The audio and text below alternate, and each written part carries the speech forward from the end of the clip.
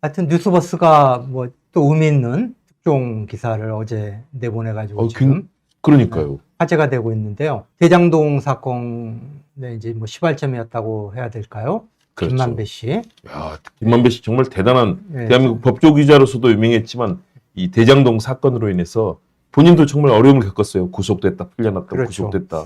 대한민국 법조 기자 중에 제일 오랜 기간 법조를 출입했던 뭐 법조 전문 기자라고 할 수가 있죠. 그렇죠. 그래서 뭐 윤석열하고도 엄청 친했고, 윤석열은 자기는 한두 번 뭐 검찰에 있을 때 한두 번 김만배를 본 정도다 하고 친밀한 관계가 아니었다라고 부인을 했지만은 그거는 거짓말이고 누구나 다 법조에 출입했던 기자들은 다 알고 있는데요. 뭐 그렇죠. 윤석열과 굉장히 친한 사이였다. 그런데 윤석열 씨의 부친이죠. 돌아가셨죠? 네, 고 윤기종 연세대 네. 교수. 고 윤기중 예. 연세대 교수, 경제하신 분이었죠. 그분이 연희동에 단독주택, 대지면적 100평짜리 단독주택을 갖고 계셨는데, 네, 저 집이죠. 저희 화면에도 네, 나오고 맞습니다. 있습니다. 연희동이 아주 멋들어진, 원래 연희동이 사실은 부층들이 오랫동안 거주하던, 그래서 전직 대통령 2명도 이 연희동에서 오랫동안 살았었죠. 저도 연희동에 오래 살았습니다. 아, 그러십니까? 네, 그러면은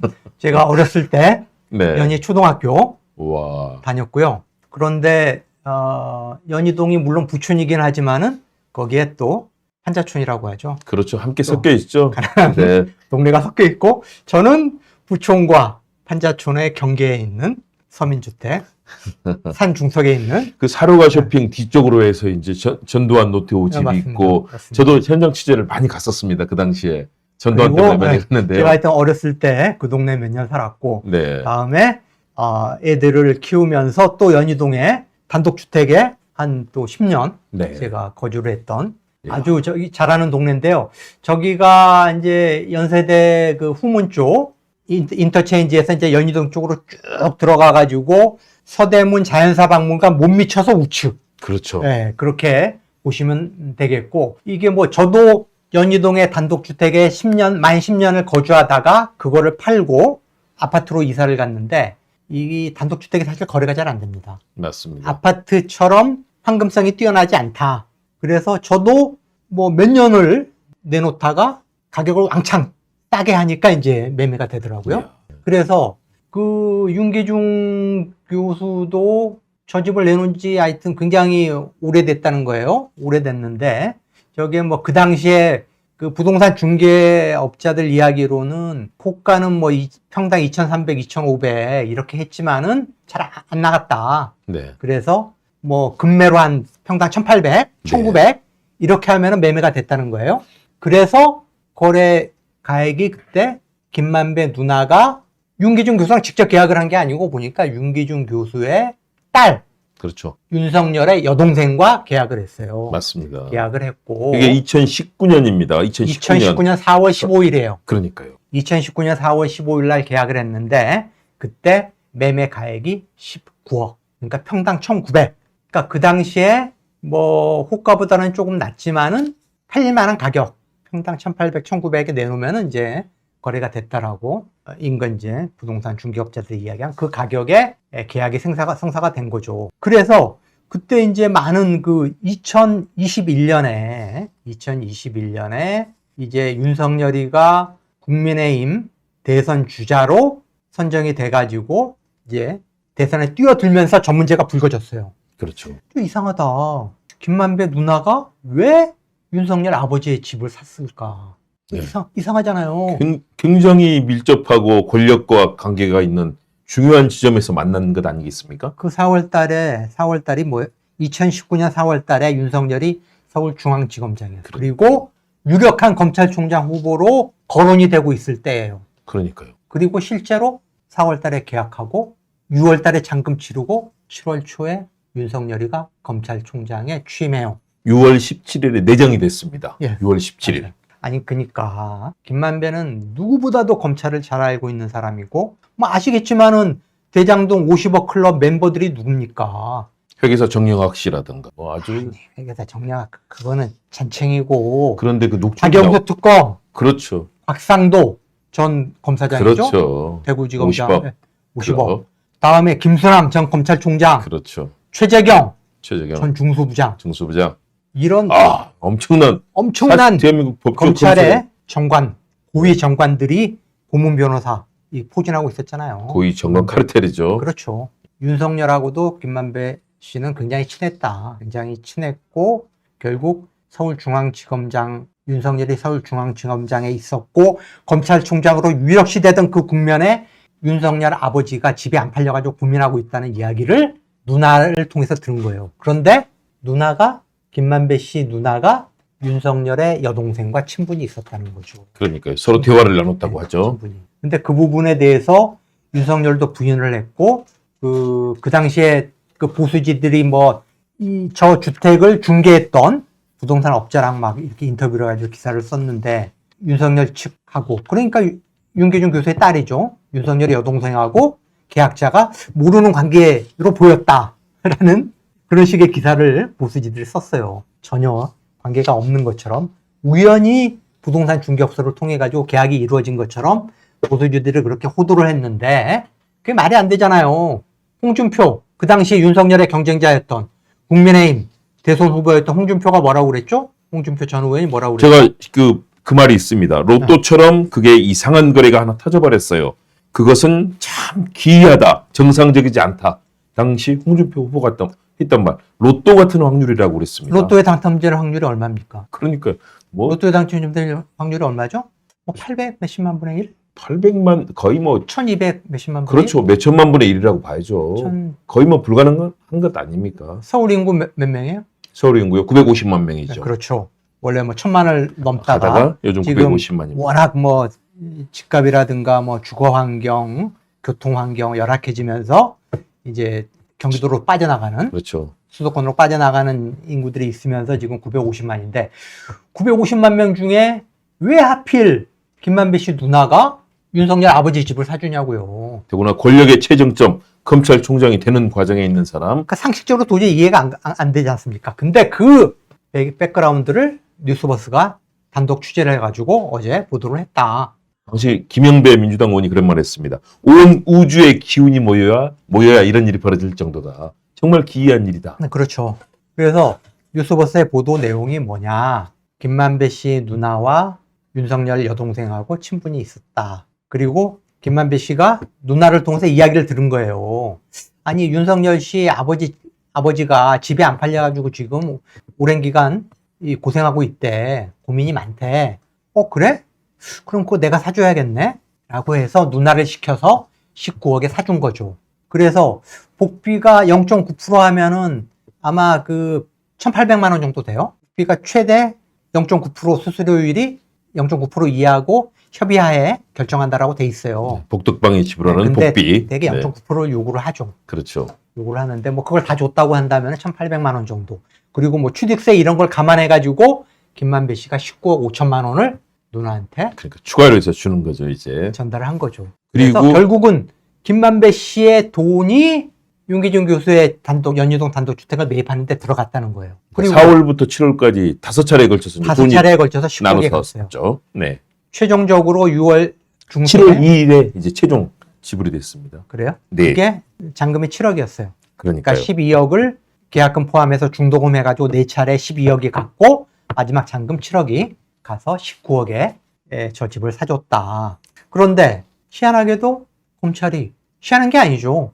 대장동 사건을 수사한 검찰이 저 연희동 윤기준 교수가 매도한 그리고 지금 김만배 씨의 누나 소유로 돼 있는 저 집에 대해서 몰수 보전 처분을 했어요. 그러니까요. 저희가 그 몰수 보전과 관련된 한번 보여주시죠. 자료도 지금 저희가 준비를 했습니다. 잘 나타나 있는데요. 그 자료에 가서 몰수 보전 관련된 두 번째 줄에 있죠. 몰수 보전 결정이라고 되어 있습니다. 서울중앙지방법원의 몰수 보전 결정. 검찰에 신청해가지고 법원이 받아들여서 저런 결정을 해준 거죠. 그러니까요. 몰수 보전이 뭐냐? 이거는 불법적으로 취득한 어떤 이익, 금전을 가지고 재산을 취득했을 때 그거를 처분하지 마. 사법기관의 결정이 있을 때까지 처분하지 마. 처분하지 말라. 그렇죠. 네. 그러니까 김만배 씨 누나가 저 집을 소유하고 있지만 법원의 허락 없이는 팔 수가 없는 거예요. 정상적으로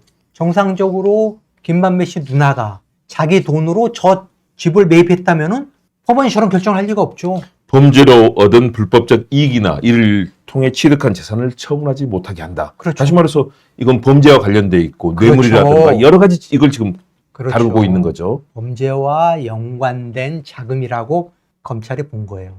그럼 네. 그게 뭐냐?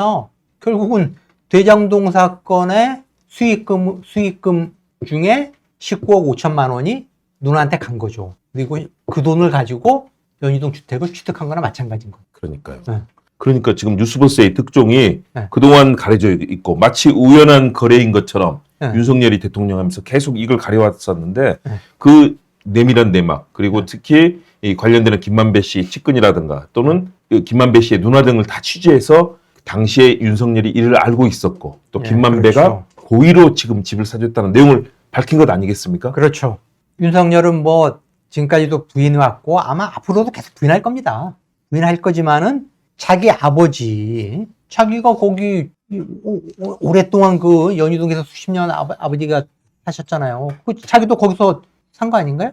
그렇죠. 그때 호수로 맞으면서 막 그게- 자랐다는 어린 시절이 바로 저기죠. 저기죠. 그렇죠. 아니 그러면은 아버지가 집에 안 팔려가지고 늙으신 그 노친네가 고생하고 있다는 거를 장남이 모를 리가 있습니까? 그 당연하죠. 이야기를 다 들었겠죠. 저도 장남인데요. 아버지 네. 기침 소리만 들어도 무슨 네. 일이 생기는지 걱정돼서 가보는데 네, 그렇죠. 집이 그동안 안 팔리던 게 네. 팔렸는데 네. 아니 그리고 그것도 김만배가 샀는데 근데 그거를 내가 모르고 있다? 그건 말이 안 되잖아요. 그렇게 그리고- 얘기해서 윤석열이 그 당시 얘기 나니까 네. 어제 알았다. 윤석열이 그 당시에 2021년에 이 얘기가 그겁니다. 우연한 거래다. 나는 몰랐다. 그 당시 윤석열이 이렇게 뻔뻔하게 거짓말을 했습니다.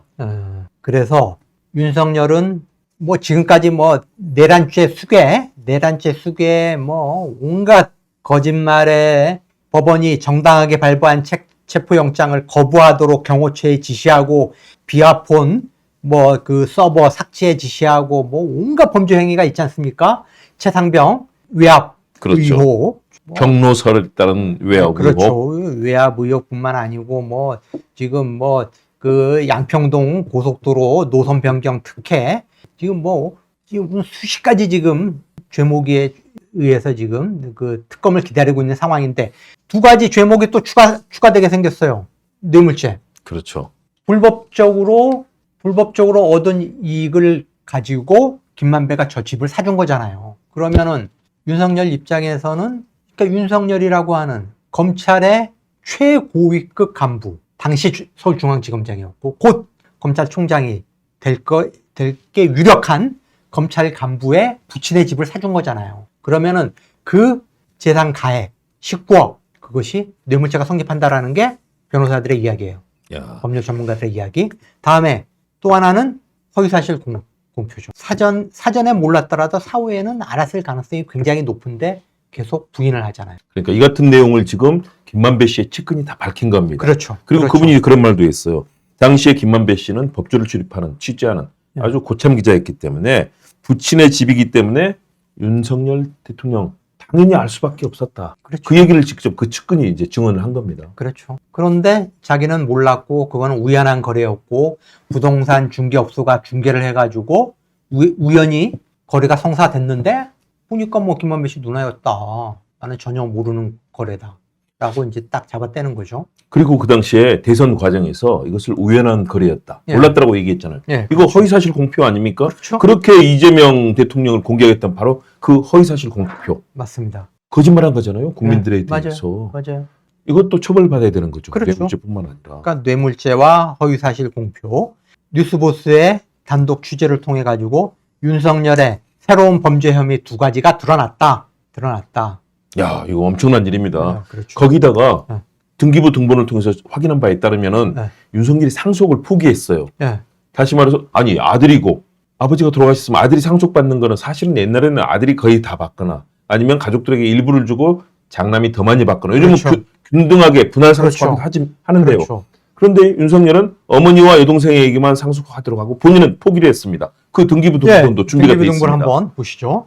이런 일이 있을 수가 있나요? 본인이 캥기지 않으면 뭔가 두렵지 않으면 자 저기 나와 있습니다. 자, 지분의 30%, 10분의 3은 최아무개 씨, 고윤기준 교수의 부인이죠. 그러니까 윤석열의 어머니죠. 그렇죠. 윤석열의 어머니한테 예. 갖고, 다음에 10분의 7, 70%가 윤석열의 동생 고윤균 교수의 딸한테 갔어요. 네, 서초구에 살고 있는 바로. 예, 그렇죠. 그렇죠. 서초구. 그리고 지금 윤석열 어머니의 집이 주소가 어떻게 돼 있습니까? 난가자동 DMC 파크뷰 자이로 돼 있죠? 그렇죠. 저게 바로 김만배 씨 누나한테 받은 19억을 가지고 매입한 아파트입니다. 그러니까요. 저기서 난가자동에. 이제 살고 있었던 예. 거죠. 그러니까 본인이 자, 이게 문제가 자신이 상속을 받으면은 그 불법적으로 받았던 김만배로부터 받은 대장동의 돈들이 들어왔기 때문에 이걸 받아서 집을 샀다. 그렇죠. 그래서 상속을 지금 피한 거 아닙니까? 그렇죠. 사실상 그 뇌물죄에 해당하는 그 돈을 자기가 상속받는 거기 때문에 제가 보기에는 뭐 윤석열은 사실상 윤석열을 뒷받침한 그거는 검찰 권력이었고 사실상 뭐 검찰 공화국 아니었습니까? 그렇죠. 윤석열 정권이 그렇기 때문에 다 자기가 뭐 자기 측근들을 법무부 장관 임명하고 검찰총장 임명하고 서울중앙지검장 임명하고 민정수석 임명하고 이런 식으로 해가지고 검찰을 뭐 자기 검찰에서 자기가 뭐 부하 다루듯이 그렇게 검찰 권력을 자기가 쥐고 흔들었으니까 아마도 이거 상속받으면 문제가 될 수도 있습니다라는 참모들의 조언이 있었을 가능성도 저는 있다고 봐요. 그러니까요. 대장동의 불법 수익금으로 뇌물을 받아서 예. 그걸로 이 집을 샀고 다른 곳에 집을 사게 됐고 그것을 상속받으면 결국 불법 수익금으로 상속까지 받는 그렇죠. 범죄가 꼬리가 연결되는데 그렇죠. 그토록 집요하게 김만배 씨를 구속하고 김만배 씨가 오죽하면 자해까지 했잖아요. 구속시키려는 것도 자살을 이것을 시도를 했죠. 그러니까요. 자해라기보다는 자살을 그렇죠. 자살을 시도하는 자해 행위를 했잖아요. 이건 다시 말해서 김만배에게 입막음을 하기 위해서 이런 불법 수익금이 오가고 거래됐고 이런 것들을 막기 위해서 김만배 씨를 엄청나게 검찰을 통해서 압박했고 김만배 씨가 그래서 죽음까지 생각했던 것 아니냐. 여기까지도 연결이 될 것 같아요. 그렇죠. 김만배 씨 같은 경우 사실 뭐 한국일보, 범한국일보 기자 일간스포츠 그렇죠. 한국일보 계열사였던 거기에서 첫 기자 생활을 하다가 이제 경제지로 옮겨가 가지고 법조 기자를 오래 했는데 저도 뭐 개인적으로 잘 아는 후배 기자예요. 굉장히 뭐 통도 크고 근데 사실 어떻게 보면 저는 김만배 씨도 검찰의 어떤 편파 조작 수사 표적 수사의 희생자다. 결국 이재명 대통령을 잡아 넣으려고 대장동 사건을 만든 거고 그거에 저는 희생양이 됐다 이렇게 생각을 해요. 그러니까요. 그 당시에도 그런 여러 가지 정치권의 주장이 있었거든요.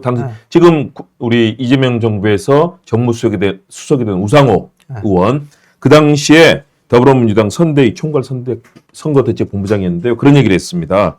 그 당시에 서대문이 이제 원래 지역구였잖아요. 그래서 알아봤더니 여기저기 거짓 증언이 계속 나왔다. 그리고 부동산에도 10군데 정도 했다고 하는데 실제 알아보니까 단 한 군데 부동산에 내놨더라. 결국은 김만배 씨가 이걸 알고 파악하고 한 것이다. 그리고 김만배 씨와 정영학 씨의 녹취록에서 19억 원대 주택 매입 방법들을 논의하는 내용들이 나옵니다. 그 당시 이제 우상호 지금 정무수석이 그 얘기를 했거든요. 그 얘기들이 사실로 지금 하나씩 특히 이번 뉴스버스의 특종을 통해서 드러나고 있는 거죠. 맞습니다. 그러면 이 정말 윤석열 나쁜 사람 아닙니까? 온 국민을 상대로 이렇게 거짓말하고 허위 사실 공표뿐만 아니라 윤석열이 나쁜 사람이라는 거 이제 아셨어요? 정말 너무나도 통탄스럽지 않습니까? 아니 알고는 있었지만 이렇게까지 국민을 속이고 거짓말하고 결국 나라를 나락으로 떨어뜨렸잖아요.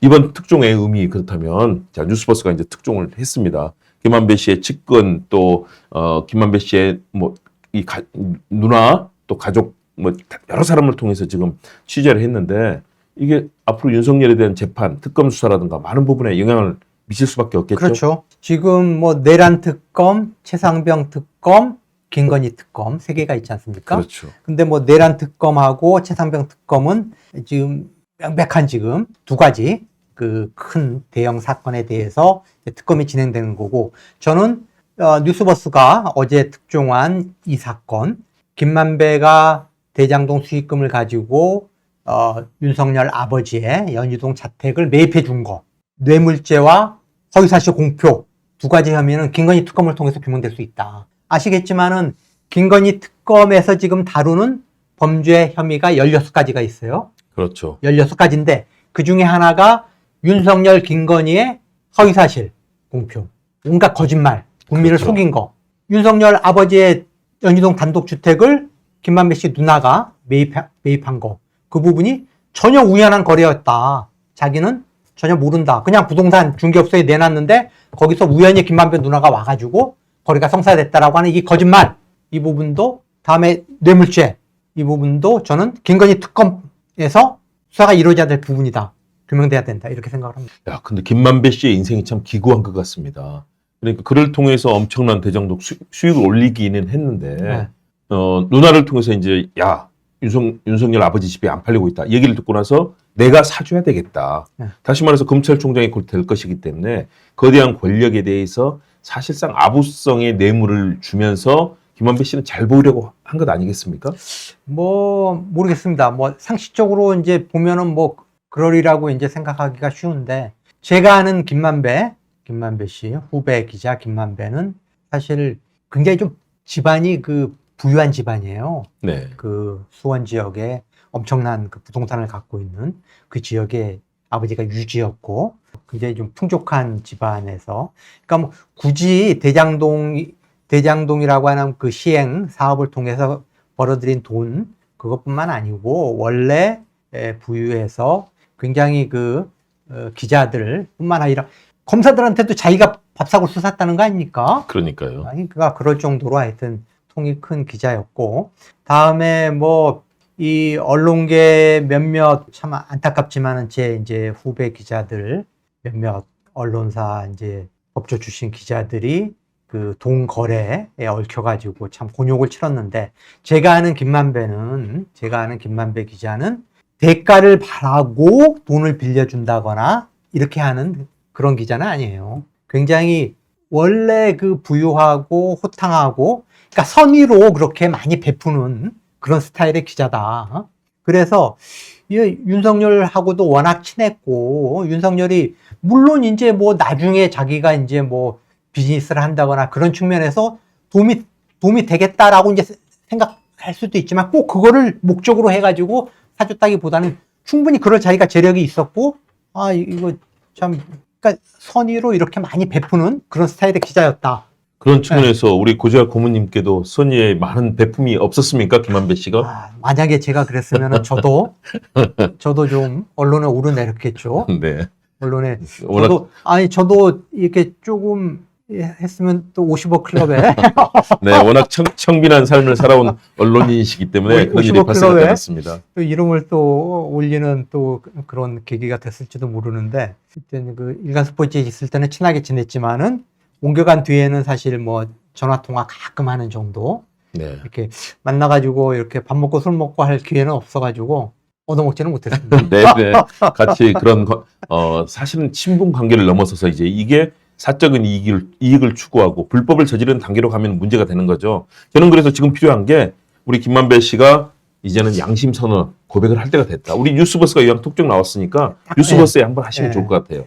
한 가지 말씀만 네네. 드리면은, 제가 하여튼 뭐 저도 이제 기자 생활을 오래 했으니까 경제부 기자도 했고, 뭐 부동산, 뭐 건설회사 이런 사람들 이야기 들어보면은 시행사업이라는 게 하이 리스크 하이 리턴이다. 성공하면은 떼돈을 벌지만은 실패하면 또 망하는 거예요. 그렇죠. 망하는 시행업자들도 굉장히 많거든요. 그래서 김만배 씨 같은 경우는 다행히 성공한 거예요. 검찰이 지금 그 대장동 사건을 수사한 검찰의 잣대로 때려잡으면은 대한민국의 모든 시행업자는 서고랑 차야 된다라는 게 많은 제가 취재해본 건설사들 이야기예요. 네. 그거는 결국 검찰이 대장동을 표적으로 해가지고 이재명 성남시장을 얽어매기 위해서 각본을 짜고 들어가서 얽어맨 거죠. 그 과정에서 저는 김만배 씨가 피해를 봤다, 희생양이 됐다, 이렇게 생각합니다.